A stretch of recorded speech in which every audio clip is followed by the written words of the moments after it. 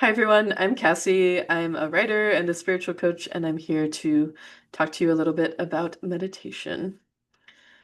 So, meditation has been talked about a lot in spiritual communities and more recently in mental health communities. Um, Also, I work with ex-religious folks, so I'll put a little bit of a disclaimer here that sometimes meditation can feel like prayer or it can feel like a directive. So, for those of us who might have been raised in a high control or a fundamentalist religion, it makes a lot of sense if you're feeling those things around meditation. And I started feeling those when I started meditating as well. And I just want to validate that that's an experience that a lot of us have. Yeah, so today I'll talk a little bit about the brief history of meditation, a little bit about my journey as well as how to start meditating if you're not sure where to begin.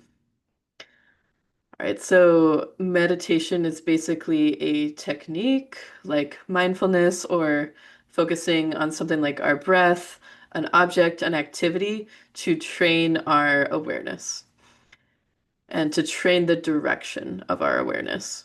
And there's a lot of benefits of meditation. These have been scientifically proven. So you might experience reduced stress, lower anxiety. You might even have physical symptom relief like lower blood pressure, better sleep, better emotional balance, better self-awareness. So there are a lot of benefits of meditation for many people.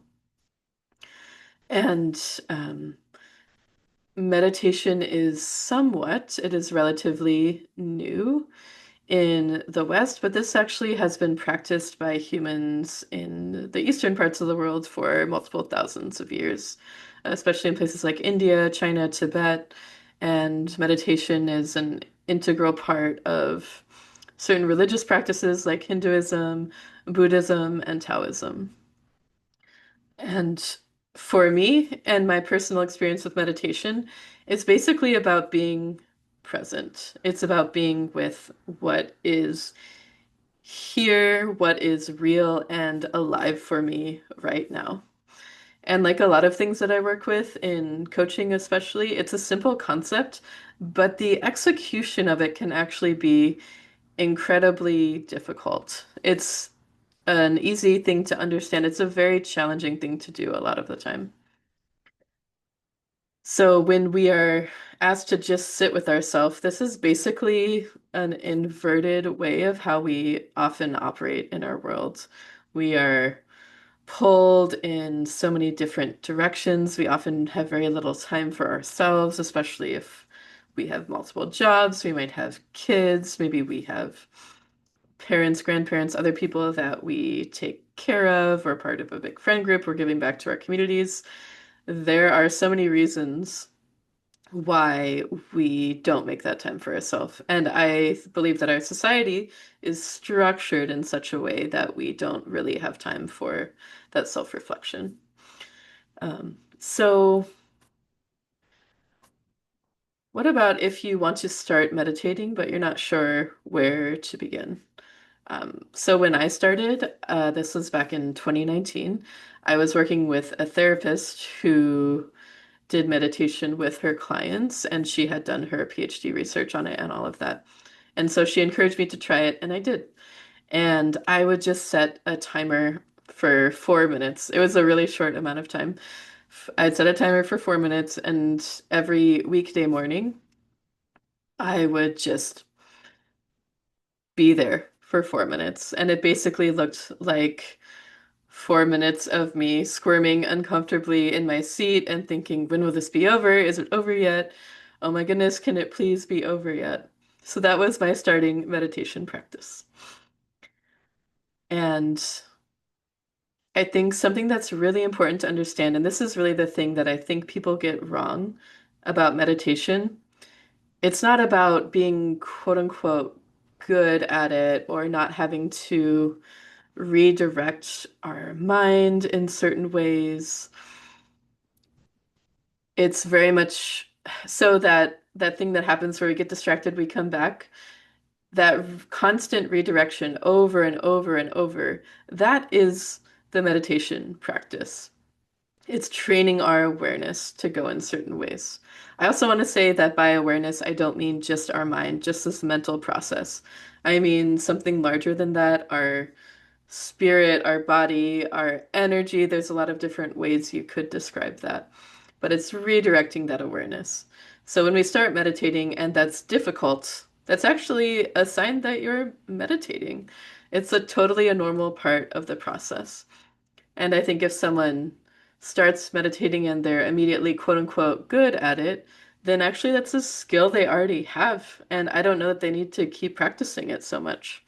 Not that I would discourage someone from doing it, but just because you're having to do that redirection all the time, that's not a bad thing. That's actually a sign that you're meditating. And the Zen Buddhist teacher Thich Nhat Hanh described this really well. He described meditating as putting a frog onto a plate. So the frog in this case would be our mind. And if you put a frog on a plate, it's going to inevitably jump off. And the practice of meditation is putting that frog back on that plate over and over and over as many times as you need to. So, if you want to start meditating and aren't sure how to begin, there are some options. There's actually really great options for you. So, one of the simplest things you could do is just set a timer on your phone. It is very easy. It doesn't take a lot of time. Like I said, I started doing just 4 minutes in the morning. Um, it's completely free. Yeah, it's a great way to begin. There also are meditation apps. I personally use Insight Timer. There's tons of guided meditations. There is sound healing music. There's courses. A lot of it is free. There is a premium version, but there's tons of free content on there. So I don't want you to feel like you have to pay a lot of money to start meditating. It can be simple, free, easy, very low time commitment. I haven't personally used these, but some people also really like Headspace or Calm are some other apps that people use. Yeah, and when you start meditating, I would encourage you, like if you were my coaching client, I would say please measure your success, not by any specific outcome, but by the consistency of your practice.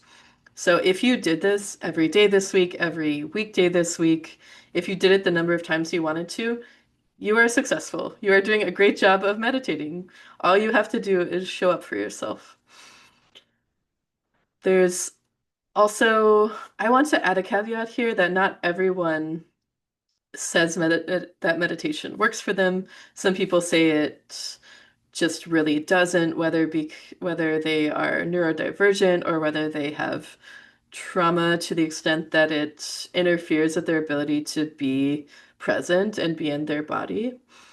Um, so I think when we're trying a new skill, something that's really helpful in general is if we can sort of suss out, does this feel bad right now because I'm having internal resistance and it's new and it's difficult, or does this feel kind of not great right now because this thing really isn't for me or isn't working for me? And honestly, you might not know right away. I do think over time, and the more you develop that skill in general, you'll be able to tell if this is like working for me or if it isn't. And even though I don't think we should be overly focused on an outcome, something like journaling can be helpful so that, 1 month, 3 months, 6 months down the line, we could look back and see, what, if anything, has changed for us during that time. So yeah, just try different things, see what you connect with, see what you don't like. I also, in case you don't give this permission to yourself, I give you full permission to, if someone's doing a guided meditation for you and you don't like part of it, make up your own thing that you like instead, or just breathe during that time. You don't have to do every single part of what someone's saying for you to have a successful meditation practice. And some of the most empowering moments for me have been when, someone's doing something in a guided meditation and I know I don't like that thing and I put my own thing in there, or I just say, I'm going to breathe during that time. That can be incredibly empowering. And, I talked about ex-religious folks at the beginning. And yeah, I think for me, meditation has in some way been a really big part of me reclaiming and owning a spiritual practice that really is my own and really does work for me. So I hope um, that this was helpful for you. Yeah. And if you do get on an app like Insight Timer, I have a teacher profile on Insight Timer. You're welcome to follow me if you like. Yeah, if you just search my name, Cassie Sands, on there, it will come up. And also, there are tons of other great teachers on there and on other apps. I hope that if you're interested in meditation, you find something that works for you. I hope you give yourself permission to be gentle and flexible when you need to be. So, yeah, thank you so much for listening to today. I love meditation and talking about meditation and doing guided meditations for people. So, if you enjoyed this, you might enjoy some of my other work as well. But yeah, thank you so much for listening, and I hope you take great care of yourself today.